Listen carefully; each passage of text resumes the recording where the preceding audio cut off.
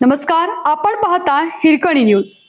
Hirkani news प्रत्येक क्षण ताज्या घडामोडी आणि महत्त्वाच्या प्रत्येक बातमीसाठी नेहमी तत्पर. नाशिकमधील भोंदूबाबा प्रकरणावरून ऑल इंडिया पॅन्थर सेनेचा संताप. नाशिकमधील भोंदूबाबा प्रकरणावरून वातावरण तापले आहे. ऑल इंडिया पॅन्थर सेनेने प्रशासनावर गंभीर आरोप करत संताप व्यक्त केला. संघटनेचे राष्ट्रीय अध्यक्ष दीपक केदार यांनी थेट इशारा देत 24 तासात रुपाली चाकणकर यांचा राजीनामा घेण्याची मागणी केली आहे. अन्यथा राज्यभर तीव्र आंदोलन छेडण्याचा इशारा दिला आहे. 24 तासाच्या आत रुपाली चाकणकर यांचा राजीनामा घ्यावा, अन्यथा तीव्र आंदोलन छेडलं जाईल. प्रमुख मागण्या: भोंदूबाबा प्रकरणात रुपाली चाकणकर यांना सहआरोपी करण्याची मागणी, लेडी अक्काच्या भूमिकेत असल्याचा गंभीर आरोप, प्रलंबित जेफ्री बाबा फाईल तात्काळ बाहेर काढण्याची मागणी, नाशिक पोलीस यांच्यावर तात्काळ कारवाई करण्याची मागणी.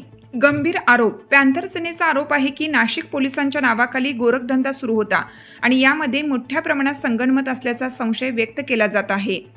तसेच नाशिक हा कायद्याचा बालेकिल्ला आहे असे म्हणणारे अशोक खरात या प्रकरणात का गप्प होते, असाही सवाल उपस्थित करण्यात आला आहे. आता पुढील 24 तासात प्रशासन कोणती भूमिका घेते याकडे संपूर्ण राज्याचं लक्ष लागलं आहे. भोंदूबाबा अशोक खरात या बलात्कारी बाबाचे जे कांड आहेत आणि ज्या ज्या ठिकाणी एफआयआर होतील त्या सर्व एफआयआर मध्ये रुपाली चाकणकर यांना सहआरोपी करण्यात यावं.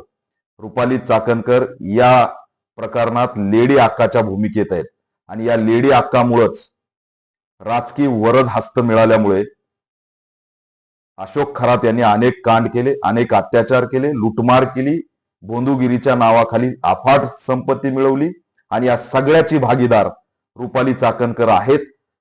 गोल गोल भूमिका आणि क्लीन चिट देण्याची जर भूमिका पक्ष आणि राज्य सरकारने घेतली तर याचे परिणाम राज्यभर दिसल्याशिवाय राहणार नाही. म्हणून ऑल इंडिया पॅन्थर सेना अल्टिमेटम देते की येणाऱ्या 24 तासात महिला आयोगाच्या अध्यक्ष पदावरून रुपाली चाकणकर यांची तात्काळ हकलपट्टी करावी, अन्यथा तीव्र स्वरूपाचं आंदोलन सुद्धा राज्यभर छेडण्यात येईल. मी राज्य सरकारकडे ही सुद्धा मागणी करतोय की 200 कोटीच्या आसपास या भोंदूबाबाने पैसे गोळा केलेत, संपत्ती गोळा केली. भोंदूबाबा सहित चाकणकर या दोघांचीही संपत्ती तात्काळ सरकारने जप्त केली पाहिजे आणि कठोर अशी कारवाई केली पाहिजे. या अशोक खरात भोंदूबाबावर मोका अंतर्गत सुद्धा कारवाई झाली पाहिजे. मी दुर्दैवाने नाशिक एसपींना विचारतो की इतर प्रकरणामध्ये त्या ठिकाणी हातपाये बांधून लंगडत नाशिक जिल्हा बाले किल्ला म्हणत तुम्ही व्हिडिओ व्हायरल केले. अशोक खरात याचा व्हिडिओ नाशिक जिल्हा कायद्याचा बाले किल्ला असा म्हणणारा का व्हायरल झाला नाही हा प्रश्न सुद्धा मी पोलिसांना विचारतो.